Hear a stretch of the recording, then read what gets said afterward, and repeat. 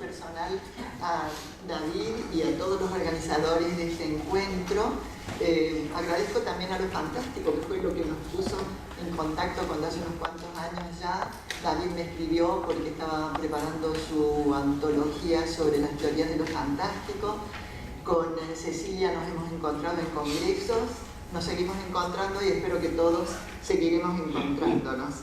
En esta presentación, en esta discusión, tenemos, yo creo, el privilegio de compartir reflexiones con los que son al mismo tiempo críticos, con una dedicación especial a esta área o a estos territorios de lo fantástico, y también creadores de literatura fantástica y de otras clases de literatura. Ellos acá nos hablarán sobre todo de dos posibilidades de realización de lo fantástico, que es el espacio, ¿no?, de lo que hablará Cecilia, y el tiempo de lo que hablará David. Ustedes seguramente los conocen ya los dos, pero de todos modos no puedo menos que subrayar que estos dos doctores, muy escritores en el campo de la crítica, en el campo de la ficción, muy premiados también por esos escritos, muy traducidos, y en el caso de Cecilia, aparte de estos idiomas más o menos normales que casi todos conocemos, como el inglés, el francés, el italiano, etc., ella está traducida lujosamente también al coreano, al chino y al japonés, que ya, ¿no?, es una experiencia un poco más aterrorizante seguramente. Quería decir que no solo también trabajan en estos campos, sino que producen, como en el caso de David, que va a hablar sobre el tiempo, curiosas inversiones temporales en la realidad, porque yo recibí en el 2016 la invitación para este congreso, en la que se decía que este congreso del horror en sus formas se desarrollaría el 28, 29 y 30 de junio del 2014. Como ustedes ven, ya tenemos un ejemplo claro de estas cosas. Mi papel tendría que ser el de moderarlo. Yo no creo que se le pueda moderar a ninguno de los dos, que son más bien muy arrojados.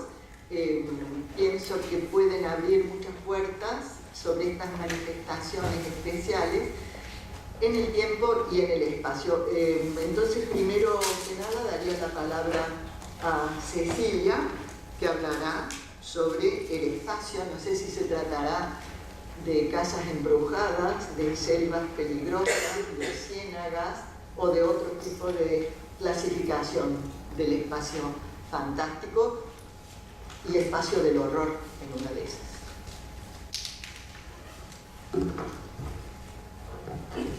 ¿Se escucha bien? ¿Sí? Porque yo hablo bajito y entonces de pronto se va la voz, pero ahí se escucha bien, ¿verdad? Bueno, yo también quiero agradecer la invitación de David Roas, que además con mucha confianza para estar en esta mesa con dos grandes teóricos de lo fantástico y una bienediza, que en realidad generalmente yo hago análisis del discurso de textos, y ahora fue una experiencia muy grata acercarme desde otra perspectiva, siguiendo algunas directrices y leyendo algunos de los trabajos tanto de Rosalba como de David. Y entonces mi perspectiva también hace de que cuando estuvimos comunicándonos, David y yo, decía, bueno, pero hay que meter también esa parte de escritor, porque generalmente siempre estamos inmersos en el mundo de la academia y hablamos siempre desde una postura más académica, más estructurada. Esto no quiere decir que no esté estructurado, pero va a estar hablando de espacios. Lo voy a hacer desde la escritura, entonces habrá un espacio creativo, desde la investigación, por lo tanto también habrá un espacio académico, y desde la lectura, donde entrará el espacio literario, donde yo voy a incluir también algunas de las lecturas que particularmente me vienen a ser soporte de esta propuesta que yo vengo a presentarles. Es importante también decir que decidí elegir del gran corpus de literatura fantástica, porque hay muchísimos escritores que me gustan, que son fantásticos y tratan el motivo del horror, decidí centrarme en la literatura mexicana, por razones obvias, porque soy mexicana y porque de pronto creo que cuando uno viaja también debe de viajar en el equipaje algunos de nuestros escritores, que en esta ocasión son conocidos. Traté de escoger algunos textos que les fueran familiares, pero que bueno, dará la pauta para muchos otros escritores que en México están trabajando también la literatura fantástica. El tema de mi trabajo es hacia una lectura del espacio en textos de horror fantástico desde lo natural, lo preternatural y lo sobrenatural.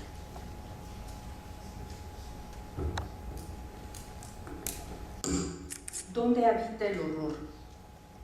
¿Cuál es su lugar? ¿Qué sitio ocupa? ¿Cómo se desplaza? Desde hace algún tiempo, el horror habita en mi cabeza. Su lugar se extiende en mis emociones, se ampara en mis pensamientos y se desplaza en mis textos tanto creativos como ahora académicos. Quizá la matriz de esta reflexión nació hace ya un par de años atrás, cuando decidí escribir una novela, El Incidente, cuyo inicio dice así: me acerqué hasta su oído y le murmuré: el horror, como un disparo previo al despertar. Este texto encuentra refugio en novelas anteriores que de alguna manera marcaron su redacción actuando como intertextos implícitos, prefigurando las nociones del horror contemporáneo y su impacto en nuestras sociedades. El más poderoso de entre ellos es El corazón de las tinieblas, de 1902, de Joseph Conrad, historia que me caló profundamente. Si lo hizo, fue porque descubrí que el espacio donde se desarrolla la historia que nos propone el autor no es nunca neutro, no es una escenografía para ubicar personajes y acciones, sino que es vital, transgresor y fronterizo.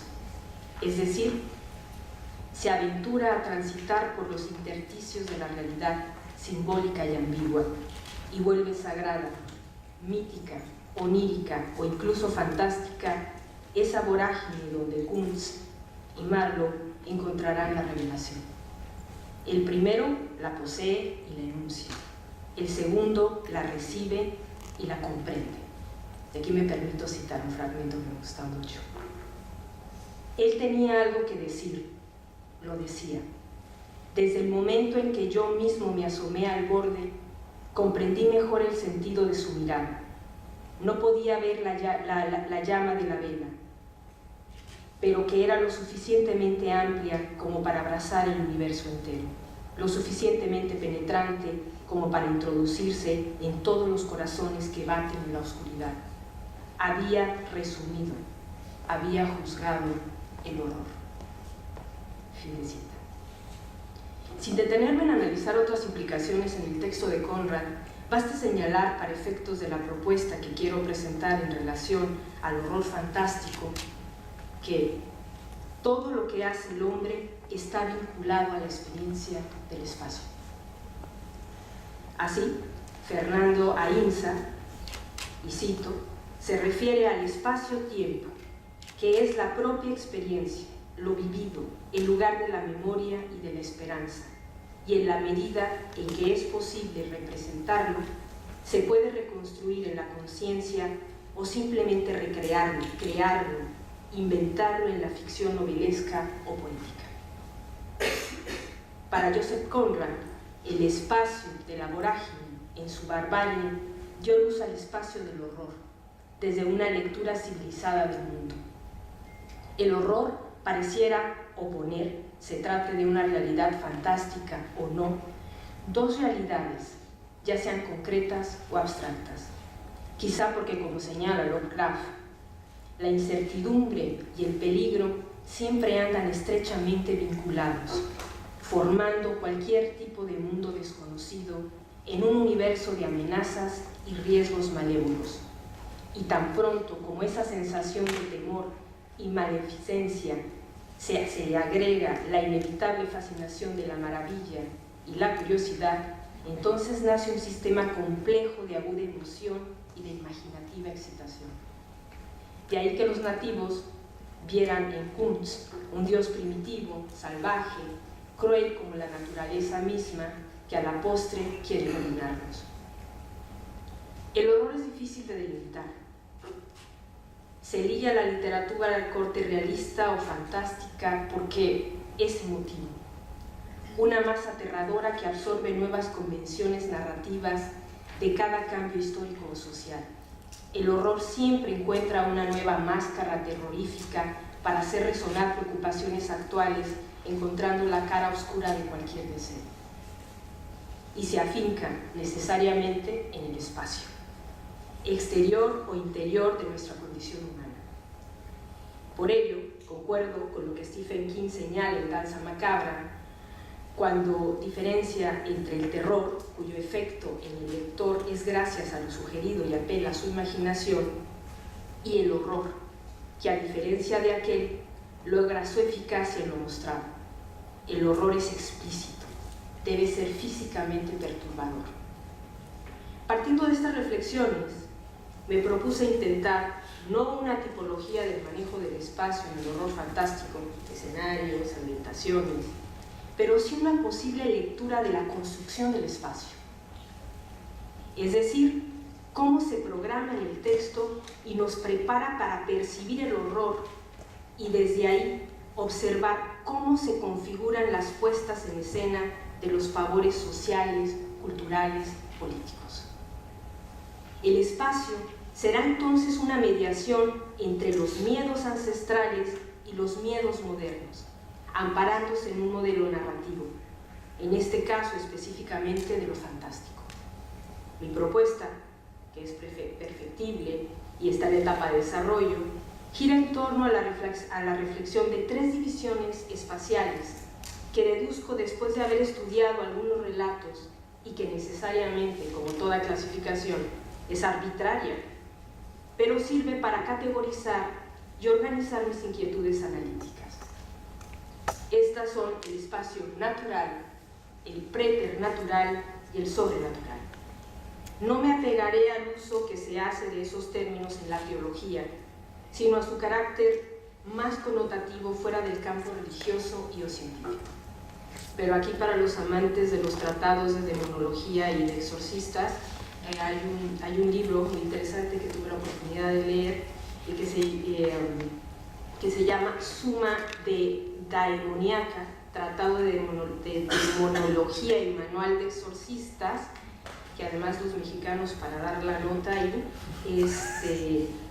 lo publica el Arzobispado de la Ciudad de México, y el teólogo y sacerdote que lo escribe es el español José Antonio Fortea.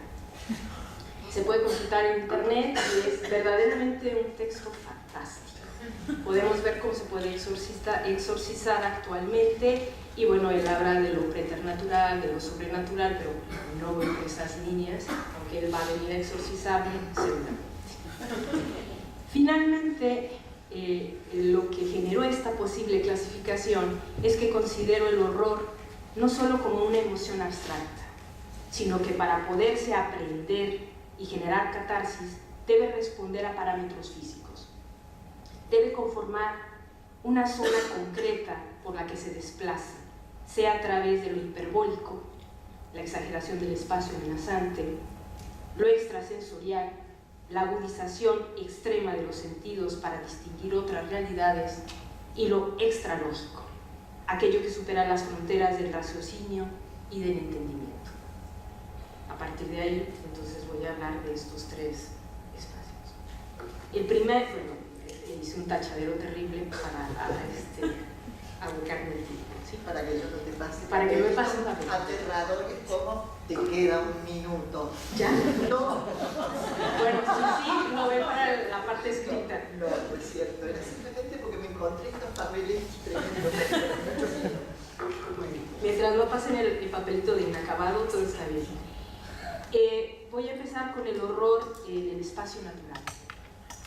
Esta modalidad espacial corresponde a lo que no quebranta el orden natural de las cosas. Es el espacio ordinario, que puede ser anodino o incluso exótico, pero que no rompe ninguna ley ni espacial ni temporal, ni de ambientación o escenificación. Sin embargo, no deja de ser poderoso en esa aparente convención y se maneja a varios niveles. Traía varios ejemplos, pero me voy a quedar con el libro de Por breve vida de la mexicana Margot Glantz, que además tardó 16 años en escribir el libro y que salió ahora en el 2016. El tema fundamental del libro de Por breve vida son los dientes, y uno de los lugares privilegiados de la narración es la boca. Con el consabido estilo fragmentario, erudito y elegante de Glantz, nos introducimos en un recorrido no carente de ironías, historias sobre historias, desde reales hasta fantásticas, de divagaciones y certezas que se conforman desde el perímetro íntimo y mínimo que es la boca, literal y metafórica.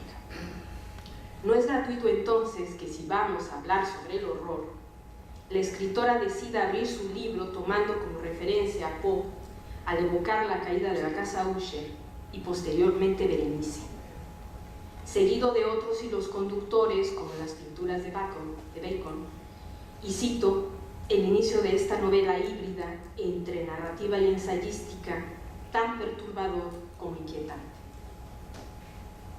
Ella dice: es difícil definir el horror, el gemido demente del terror, pero en lugar de ahogar con su literalidad obsesiva el sentimiento brutal que intenta convocar, se alcanza una abstracción casi matemática, gracias a la repetición de la palabra horror. De la misma manera en que la repetida imagen de la boca abierta y desdentada de Inocencio X en la obra de Bacon. Subrayar la palabra con la exuberancia abusiva de su sonido podría ser simplemente cacofonía. En Poe, en cambio, se convierte bruscamente en metáfora que el abuso mismo hace aflorar. La angustia, el miedo se convocan en la raíz que los engendra. Es decir, la lectura del texto de Glantz me demuestra que no hay espacio más temible que aquel que nos es obsesivo y propio. Ese que está siempre ahí, inmutable, plano, acaso ya hasta imperceptible, y que puede, sin embargo, en cualquier momento, sin poseer características sobrenaturales, desatar el horror, llevándonos a evocar discursos que nos acerquen a los linderos de lo fantástico. Lo anterior me sirve para retomar El corazón de las tinieblas de Conrad, que nos presenta otra variante del espacio natural. Siguiendo con estas reflexiones, la vorágine, esa selva y sus moradores, es el lugar que, aunque sea exótico, es ordinario en su contexto, va devorando al personaje, desenmascarando su verdadero yo, el de un occidental apegado a las ideas colonialistas, cegado por la industria y el dinero, que se asume como un dios destructor. Los espacios, entonces, adquieren connotaciones insólitas, semejantes a un infierno en la tierra, de los que hay muchos, que anidan los horrores construidos por un ser humano que desbordó los límites de lo posible. El espacio del horror natural se ubicaría, esencialmente, en la zona concreta del hiperbólico, comprometiendo nuestro asombro a una realidad que ya no nos parece tan lógica y ordenada. El siguiente sería el espacio del horror preternatural. Perdón, ¿cómo? Preternatural. Preternatural. Sí. Gracias.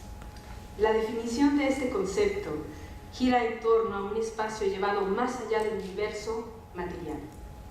Esta modalidad espacial se prefigura fuera de su contexto o estado natural y excede las posibilidades de su naturaleza ordinaria, sin que necesariamente cree mundos sobrenaturales.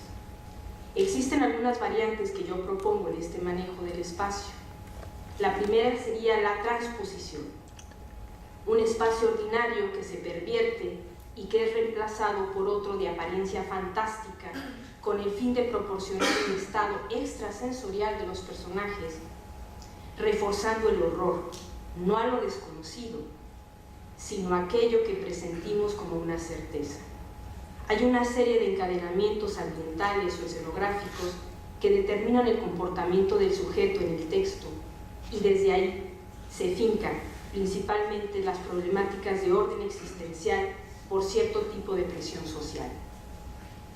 Aquí tengo un ejemplo que es muy claro de Amparo Dávila, de un cuento muy celebrado suyo que es La celda, que está en el libro de Tiempo destrozado de 1959, donde la protagonista, ante el inminente matrimonio, ya le tienen arreglado el matrimonio con un chico formal, ella entra en una especie de locura y se refugia en su habitación. Entonces, para evitar ese matrimonio ya convenido, se crea un amante perverso que la toma todas las noches y que la lleva a una celda en un castillo que está llena de ratones y de bichos, ¿no? De moscas y ratones, perdón. Y es a partir de ahí que ella prefiere el horror de este delirio al horror del matrimonio convenido, ¿no? Entonces vemos cómo el espacio, digamos, de la habitación se convierte en una celda como la casa. Entonces, la habitación es una celda, la casa es el castillo, pero está totalmente transferido hacia otro espacio. Tenía otros ejemplos, pero creo que con este bastaría. Una segunda variante en relación a este apartado consiste en los desplazamientos espaciales que dan paso a planos temporales distintos. Pasar del presente al pasado o viceversa, o del presente al futuro. Aquí el personaje o narrador adjudica a una alucinación pasajera o a factores externos inusuales la repetición de otra realidad paralela, pero que finalmente no encuentra una explicación convincente.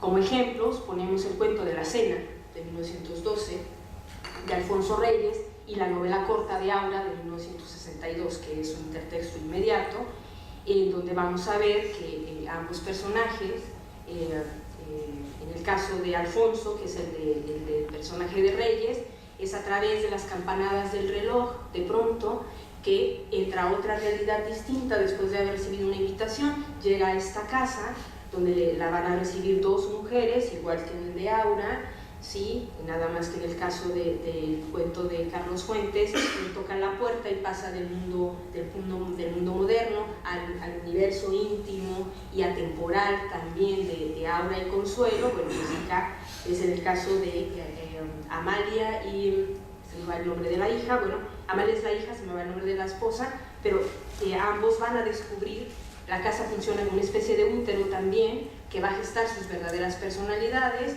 porque ambos pertenecen tienen una personalidad pasada, es decir, hombres de formación militar, que además dejan esposa e hijas, bueno, lo que ustedes ya saben.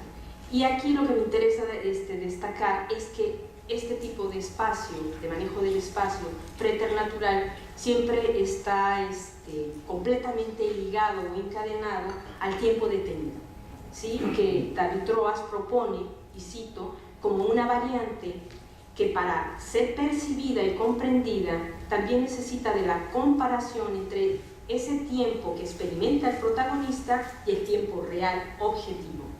Ahí es donde se produce la transgresión fantástica.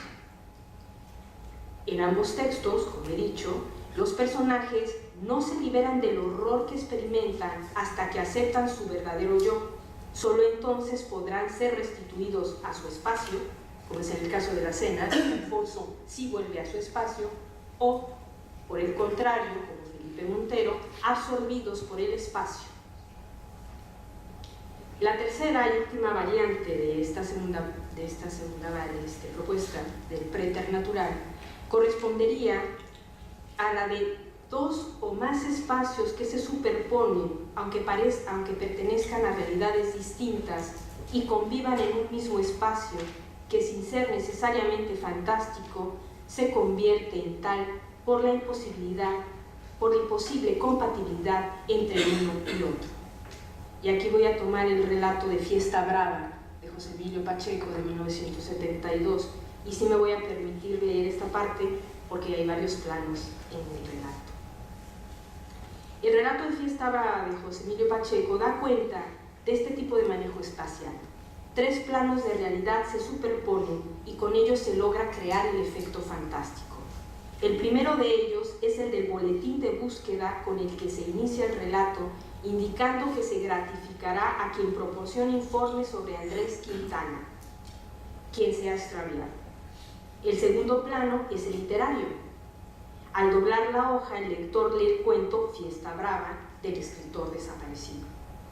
En esta historia redactada por Quintana, ya encontramos una serie de elementos de horror fantástico relacionados con el mundo prehispánico mexicano, pues se acaba sacrificando a su personaje, un veterano de la guerra de Vietnam, el capitán Keller, a manos de unos hombres que siguen rituales aztecas en zonas ocultas del metro de la Ciudad de México.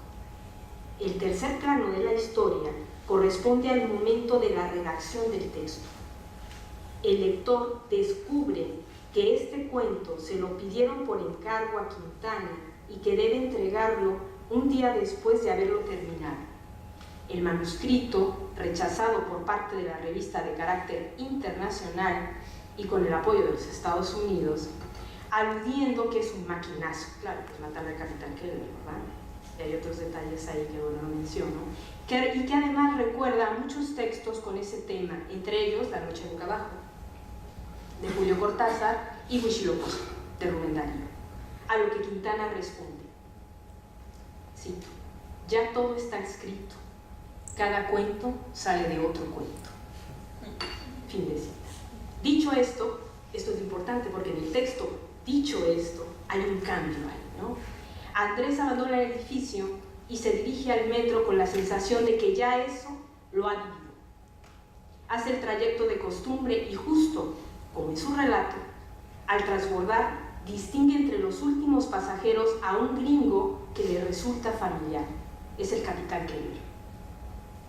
Ambos se distinguen y se reconocen con desconcierto. El texto de Pacheco superpone los espacios de la ficción y la realidad en el vagón del metro, como si toda realidad respondiera a la misma realidad, como cada cuento sale de otro cuento. Los tres planos de la historia, desde distintos momentos temporales, ayudan a borrar las fronteras espaciales, y tanto el escritor como el personaje corren la misma suerte a manos de la violencia, que imaginada o no, es la misma. Considero que al utilizarse este manejo espacial, los textos no se apegan a un horror fantástico convencional, sino que convierten en un juego de analogías sociales,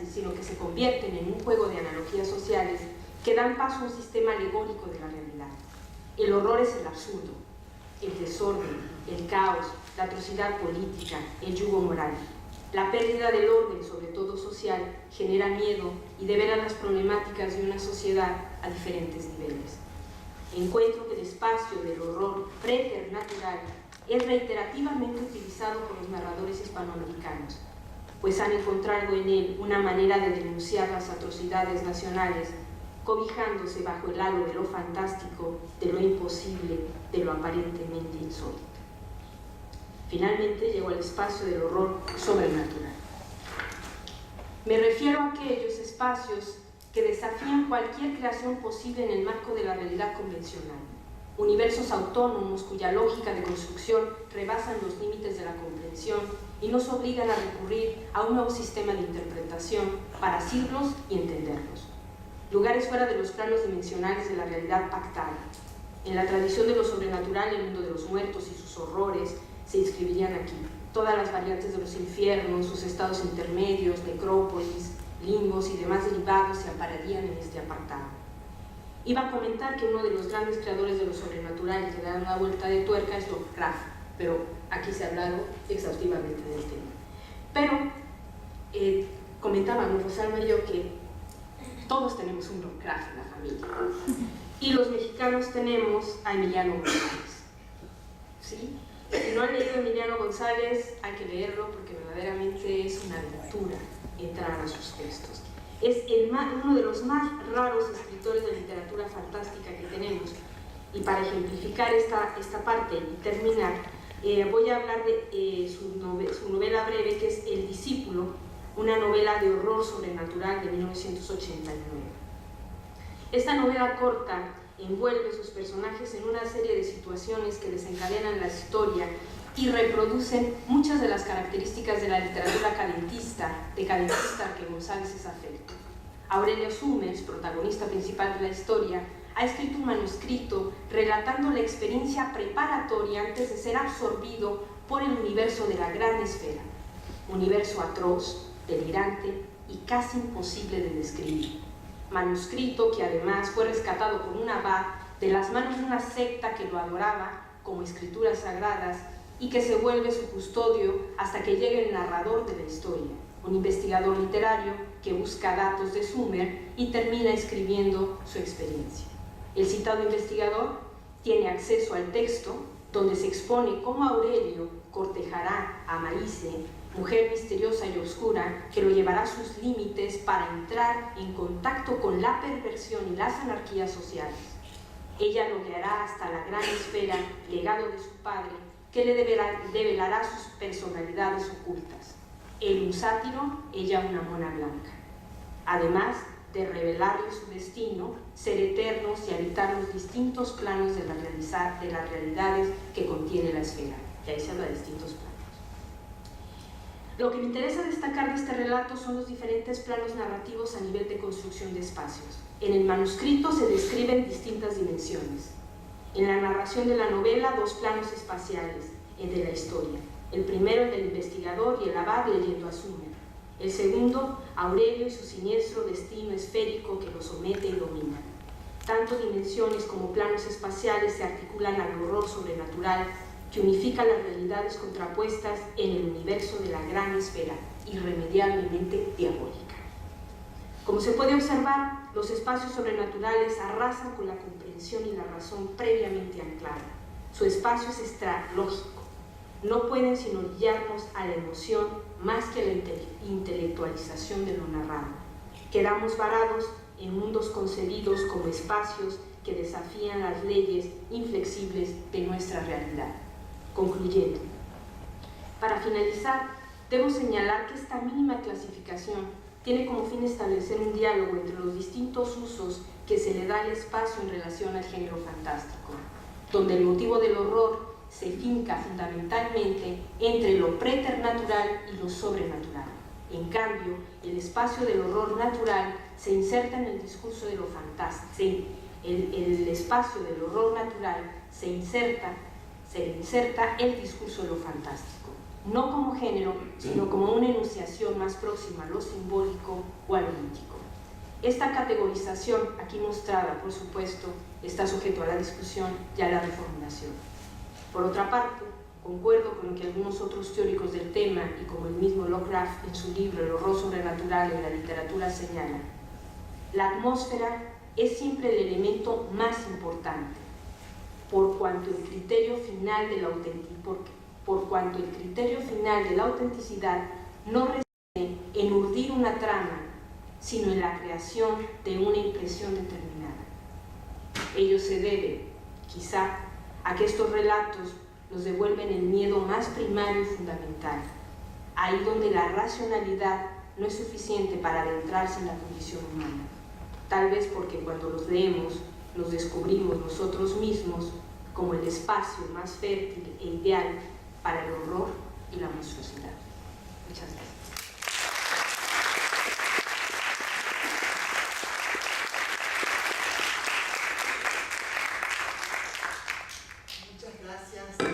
Por esta especie de viaje a través de distintos espacios del horror o del miedo. Si uno busca en los diccionarios, ¿no?, la definición de horror, en realidad no hay nunca una definición de horror, sino de los efectos del horror, ¿no?, entre los cuales obviamente el miedo, y ya antes Teresa se refería a esta clasificación que ha hecho David entre un miedo, digamos, físico y un miedo metafísico. Y evidentemente pienso que después podemos discutir sobre si esta percepción del espacio tiene que ver más con un horror físico y con un miedo físico, y tal vez la del tiempo, en cambio, con esta desestabilización metafísica.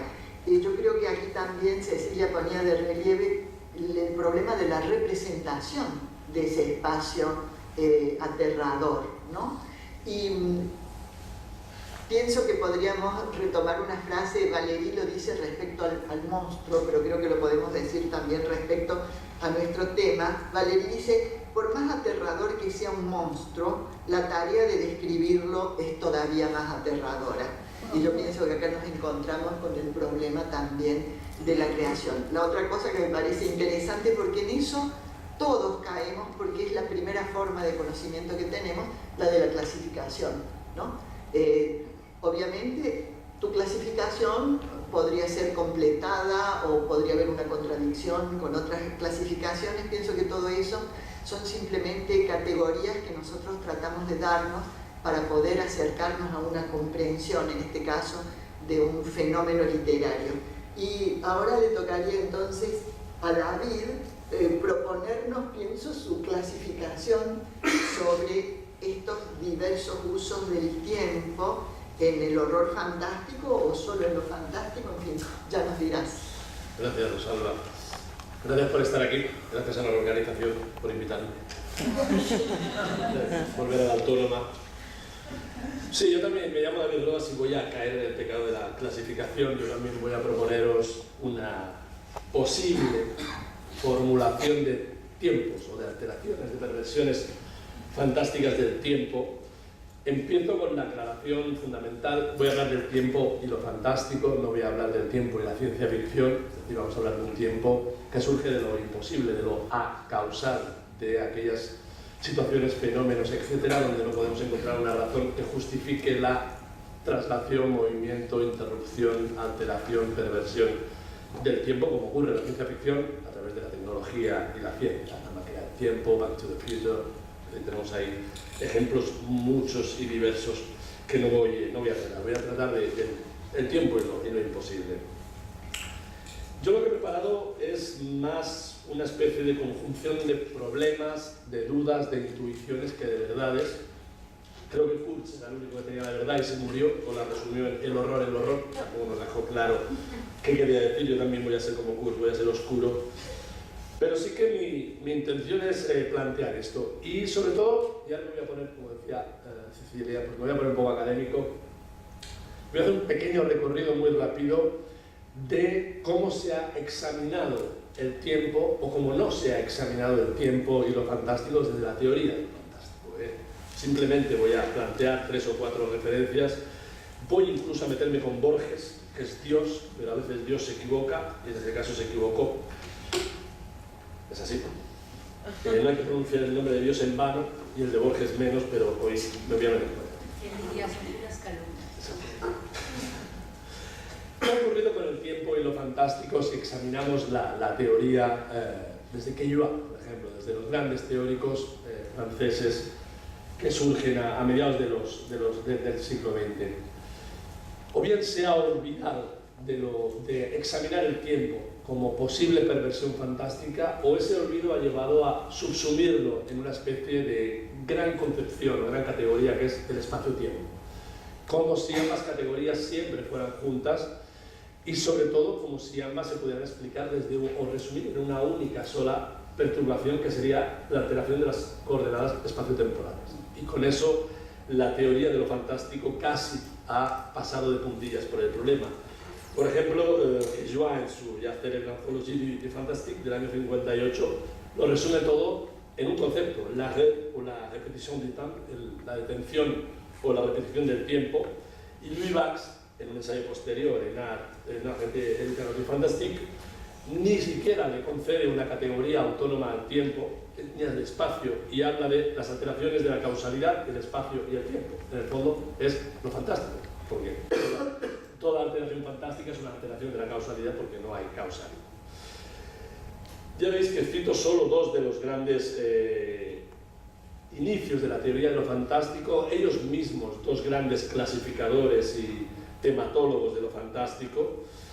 Pero es curioso como en sus libros, en ese prólogo que después aparecería en Image de Quejoa o en el libro de Louis Bax, no tienen pues miedo alguno a proponer una infinita cantidad de temas fantásticos. vampiros, fantasmas, zombies, hombres lobos, pactos demoníacos, dobles, objetos animados, partes separadas del cuerpo humano, maldiciones, asesinatos, bla, bla, bla, bla. Son capaces de que cada una de ellas ocupe una categoría, y el tiempo, una de nuestras dos grandes categorías de relación con la realidad y con nosotros mismos, es la pobre, subsumida o bien junto al espacio o bien reunida en esa gran categoría que dice Max de alteraciones de causalidad, espacio y tiempo. Borges, Bioy y la pobre Silvina Ocampo, hoy se ha hablado mucho de ella, ¿no? Como Borges incluso dijo que a Silvina no se le había ocurrido la cosa, sino que parece que era verdad que se le había ocurrido a Silvina la antología famosa del año 40. Pues ahí se recordaréis, es una antología sin sentido, insisto que yo amo a Borges, pero yo creo, y a Bioy y a Silvina, pero yo creo que ahí dijeron vamos a poner cosas raras y metemos todo lo que nos gusta en el fondo, pues es una antología personal, no es una antología hecha evidentemente desde el mundo de la ciencia. Pero fijaos que hay un momento en el prólogo, al parecer escrito por Bioy, que él habla de la enumeración de argumentos fantásticos, en el fondo de temas, aunque sea, aunque lo califique de argumentos, y habla de los viajes en el tiempo. Este va a ser el único momento en todo el libro, en todo el prólogo, en que se menciona el tiempo como posible entidad susceptible de ser pervertida desde lo fantástico. Y me detengo un minuto porque me parece curioso lo que plantea Bioy, sea Bioy, Borges, Ocampo juntos. Dice, la máquina del tiempo, como ejemplo fundamental, que ya sería un ejemplo de ciencia ficción, pero no vamos ahora a ponernos a discutir ciencias ficciones y fantásticos, y menos en el año 40, donde todas estas cosas no estaban todavía muy claras, pero cita los siguientes ejemplos. Enoxoins, de Max Verboom, que dice Bioy, emplea el diálogo que no requiere explicaciones y discute y aprovecha los efectos del viaje sobre el porvenir, si lo leéis no tiene que ver con la alteración fantástica del tiempo. El más hermoso cuento del mundo, de Kipling, que el propio Bioy dice, en este relato no hay propiamente viaje en el tiempo, entonces ¿para qué lo pones como ejemplo de viaje en el tiempo? El de Bioy. Y después El destino es Chambón, de Arturo Cancela y Pilar de Lusarreta, es un cuento muy interesante, donde el viaje es alucinatorio, con lo cual tampoco es un viaje fantástico porque es una alucinación y como tal no se produce. Y sin embargo dice, de las narraciones de viajes en el tiempo, quizá la invención y disposición más elegante sea El brujo postergado de Don Juan Manuel. Un texto del Conde Lucanor de la Edad Media que Borges, maravillosamente bien, hizo de las suyas, le puso ese título, que no tiene ese título, y lo adaptó. Evidentemente a una lectura posmoderna, ese viaje en el tiempo, ese ser que se proyecta en el tiempo, que ve pasar toda una vida, pero en realidad no ha pasado el tiempo, no es un texto fantástico, es un texto escrito en plena Edad Media, donde una concepción de la realidad admite ciertas posibilidades que para nosotros serían imposibles de aceptar, pero dentro de un paradigma de realidad donde la ciencia todavía no ocupa el lugar preponderante ni la razón, no era del todo imposible, diríamos improbable, pero no imposible aceptar eso. Lectura posmoderna de Borges hace que ese cuento, y evidentemente nosotros leyendo ese cuento a través de Borges lo leamos como un cuento fantástico, pero por tanto fijaos que incluso los ejemplos que Borges, Bioy y Silvina proponen no son alteraciones del tiempo fantásticas, con lo cual el caos sigue siendo interesante en la teoría de lo fantástico. Lo que yo voy a hacer es lo que está por aquí Cristina Batalla, que me oyó hablar de ello en La Vierge, en el Río de Janeiro, en el año 2012. Ahí es donde me atreví por primera vez a plantear esta insatisfacción teórica y esa posible catalogación de posibilidades de alterar el tiempo, junto a unas intuiciones nuevas que desde hace unos meses han coincidido. He estado trabajando en el tiempo en Cristina Fernández Cubas, que mañana tendremos por aquí, y me ha hecho plantearme nuevos problemas a mi propia catalogación, no tanto la catalogación, que puede ser susceptible de anularse, pervertirse y cambiarse, sino de mi propia idea de la relación de lo fantástico con el tiempo, y voy a tratar de explicarlo de un modo claro.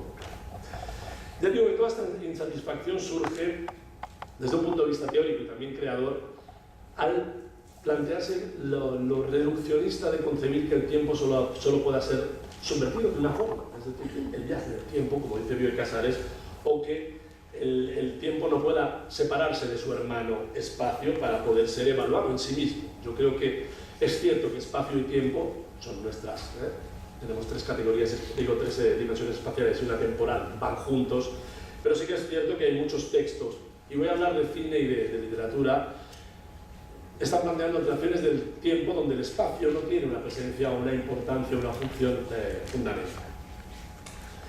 Y es eso lo que voy a tratar de explorar. Pero antes esa intuición que ha surgido desde hace un tiempo, sobre todo cuando empecé a buscar ejemplos, porque el catálogo que propuse en ese congreso en Río de Janeiro en el año 2012, me di cuenta de que era un catálogo muy moderno y sobre todo muy posmoderno. Era un catálogo en el que los ejemplos que yo proponía de esas 8 categorías que ahora voy a contar se iluminaban con películas, series de televisión y literatura de Borges en adelante. Borges está el maldito en yo creo que está en las 8 categorías, porque era uno de los grandes temas de Borges, además de en su ficción, en su ensayística, de la eternidad, etc. Hay una constante reflexión de Borges sobre el tiempo. Pero me di cuenta que no citaba textos del siglo XIX. Y entonces, revisando en casa y revisando en los ficheros del pobre disco duro que uno ya tiene en la cabeza, me di cuenta que no encontraba realmente muchos textos del siglo XIX donde se produjera esa alteración fantástica del tiempo. Evidentemente, resaltó A Tale of Ragged Mountains, el cuento de las montañas escabrosas de Edgar Allan Poe, el caso de la señorita Amelia, de Darío, que ya es 1898, ¿no? Ese señor que de niño había estado enamorado de una niña y vuelve años después y la niña no ha crecido y él sí, ya es un individuo anciano que vuelve a ese lugar y se encuentra con la niña igual. Un cuento donde el espacio no tiene ningún valor, es el tiempo el que ha sido subvertido. Pero empecé a buscar y dije, no estoy encontrando la cantidad de textos que yo esperaba, siendo el tiempo una de nuestras grandes preocupaciones y siendo, como yo creía, uno de los grandes temas, aunque fuera convertido en esas alteraciones de las coordenadas espaciotemporales que aparecen en todos los manuales de teoría de lo fantástico. Y entonces empecé a pensar si no era el tiempo una preocupación moderna. Y me refiero a moderna no en el sentido de modernidad, sino una preocupación del siglo XX y adelante. Y una preocupación que coincidiría, no casualmente, con Einstein y la teoría de la relatividad, con Heisenberg y los que plantean toda la reflexión desde la mecánica cuántica, etc. Y después la propia literatura y el propio arte.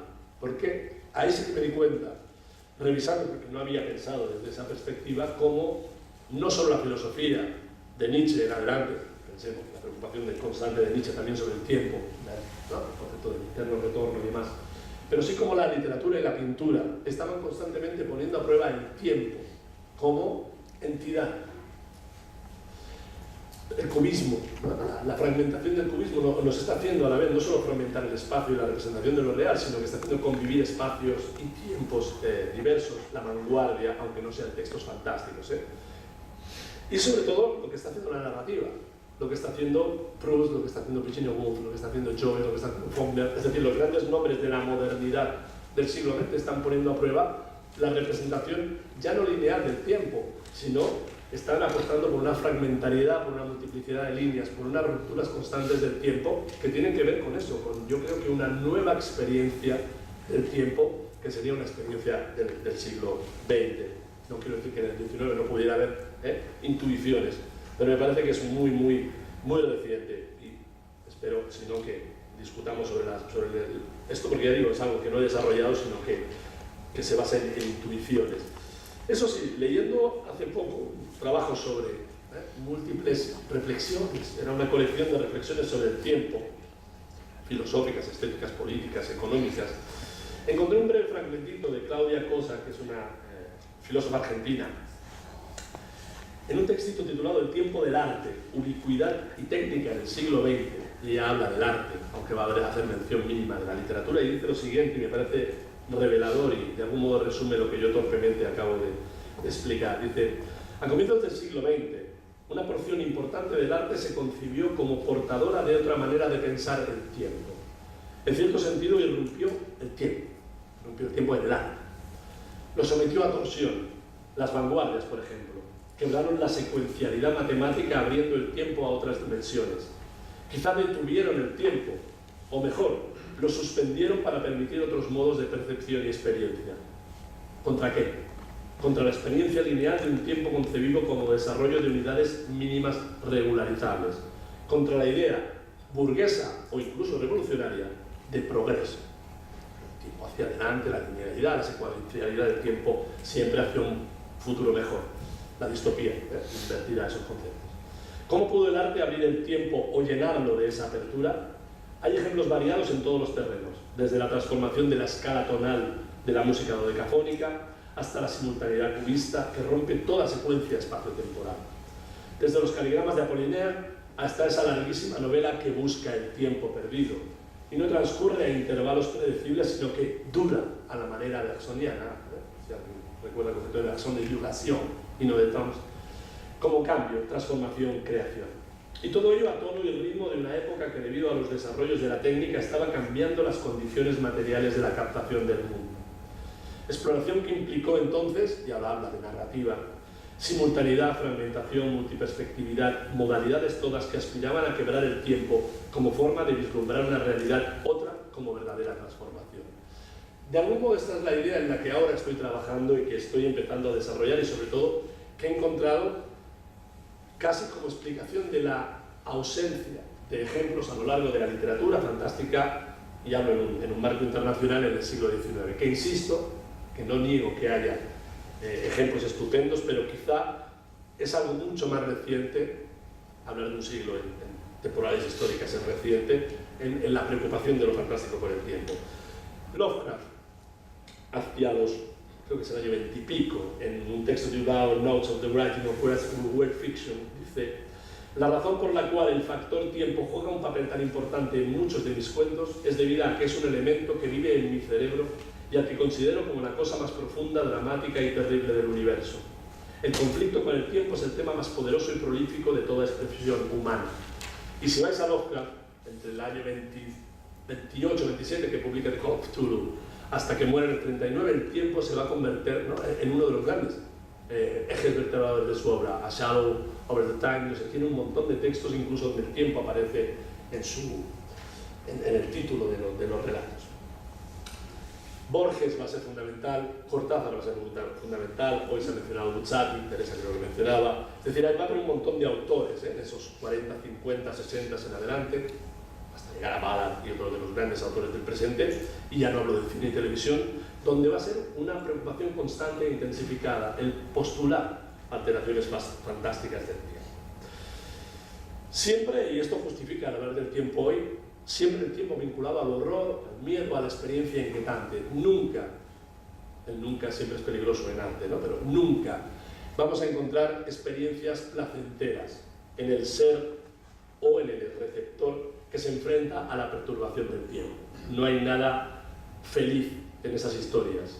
A lo mejor es feliz para el personaje, pero el lector o el receptor va a intuir claramente ese miedo metafísico que yo planteo en algún trabajo, que es la idea de ver cómo nuestra idea de realidad se subvierte y lo que nos hace estar en el mundo, en nuestra idea de realidad y de mundo y de personas, si eso se subvierte, quedamos en un terreno pantanoso ante el caos, ¿no?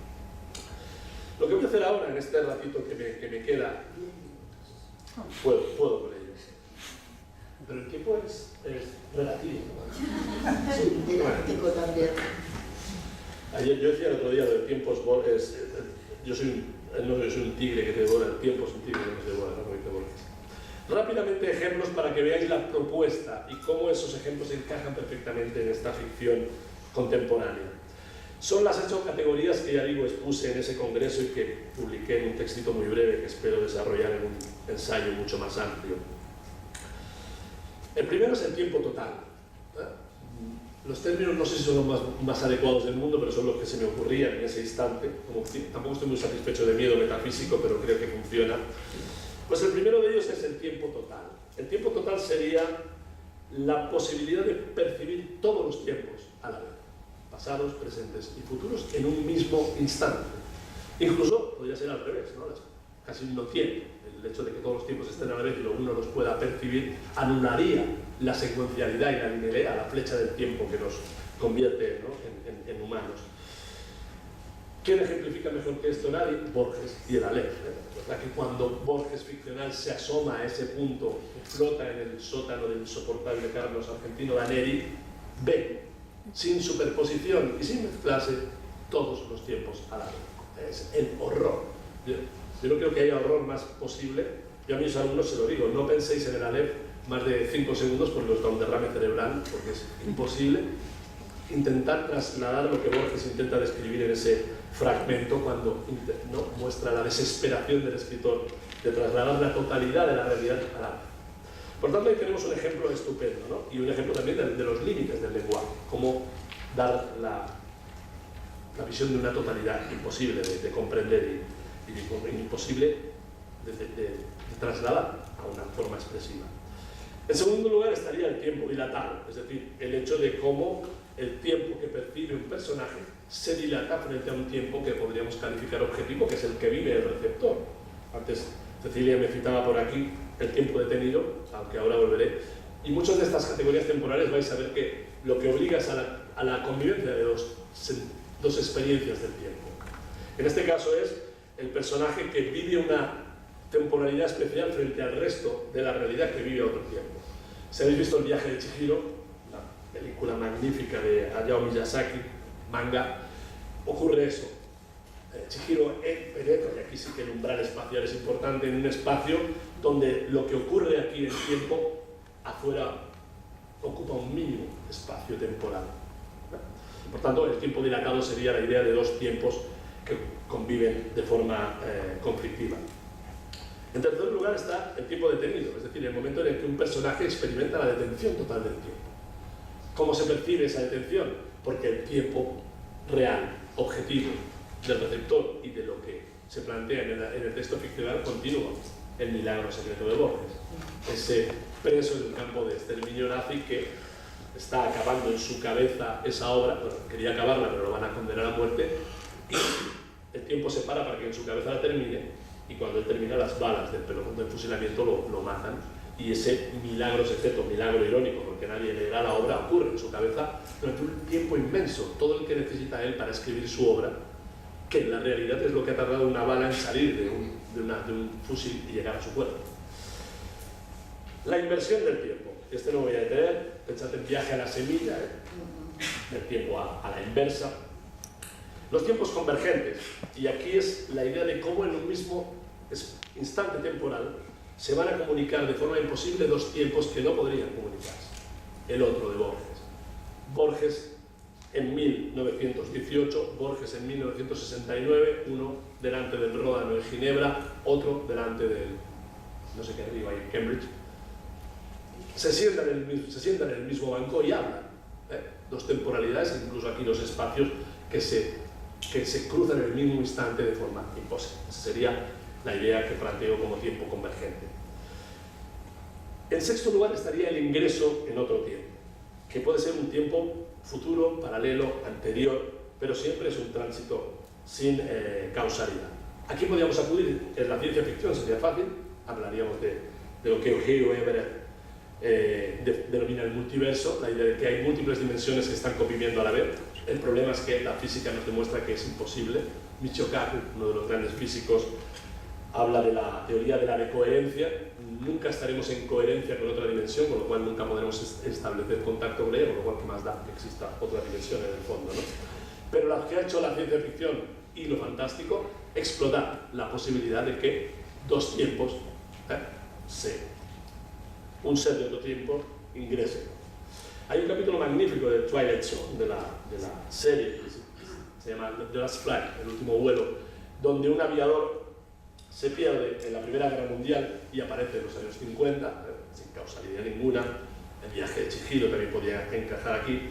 O si habéis visto o jugado a Silent Hill, sobre todo la primera de las películas, esa mujer buscando a su hija va a ingresar en otro tiempo, que es otra dimensión temporal y de la que nunca saldrá. Incluso cuando vuelva a casa, al llegar a casa ocupará otra dimensión temporal dentro del mismo espacio de la casa.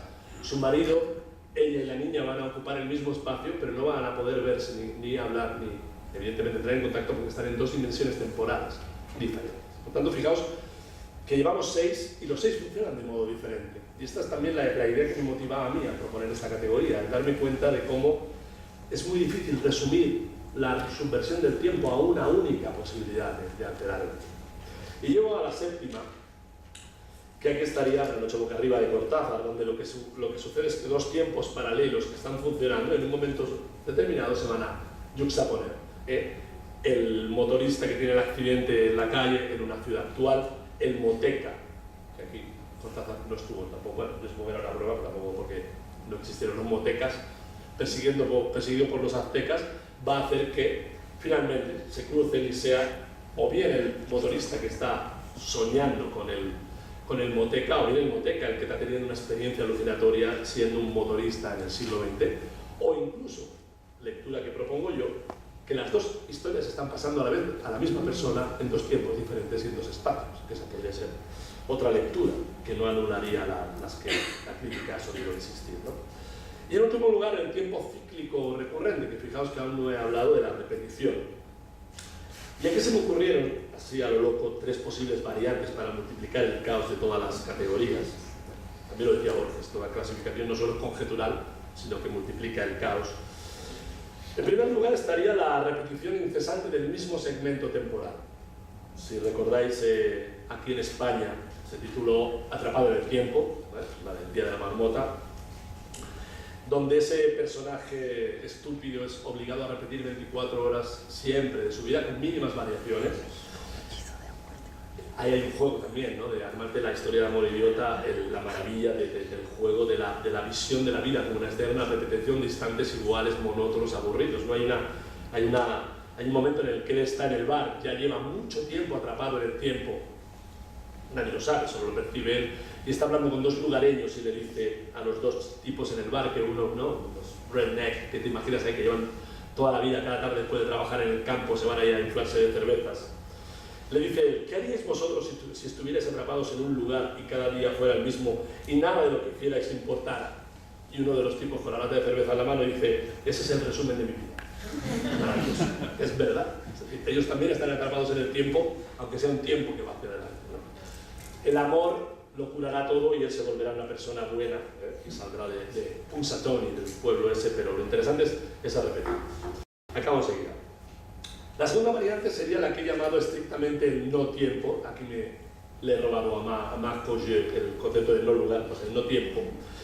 Y este es un cuento que vi cuando estaba escribiendo esa conferencia para Brasil, azarosamente en un libro que evidentemente no estaba examinando como fantástico, es un libro de Robert Coover, que encontré un cuento titulado In a Train Station, en una estación de trenes, un cuento del año 73, un microcuento, donde un tipo está en la estación, son las 10:27, compra un billete, espera que llegue el tren, que llegará a las 10, me lo invento, y 35, y cuando el tren llega, va a subir al tren, no sube, el tren se va, el jefe de estación sale de su garita y vuelve a poner el reloj a las 10:27, y eso será el cuento infinitamente.